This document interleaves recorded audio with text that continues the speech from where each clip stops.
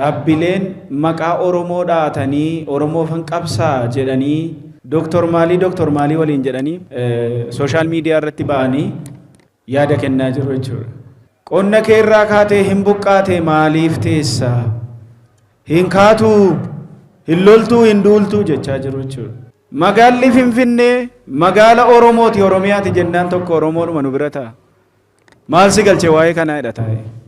Oromoon baay'ee hubannoo hin qabnes jira nu keessa. Maal si galche maa dubbatta kan jedhus jira.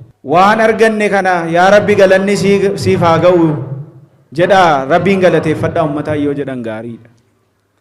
Isa har'aa yoo galateeffanne isa borii immoo haamleedhaan itti deemnaa jechuudha.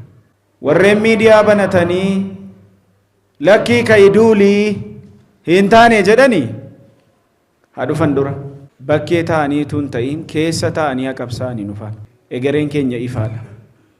Bara baraan dukkana keessa hin jiraannu, garbummaa keessas hin jiraannu. Guyyaan biiftuun gaariin iftu tokkos hin dhufti. Mootummaan hojii hojjeta, isaaniif immoo ajandaadha. Hojiin qaban waan ta'eef kanuma haasa'u ta'anii.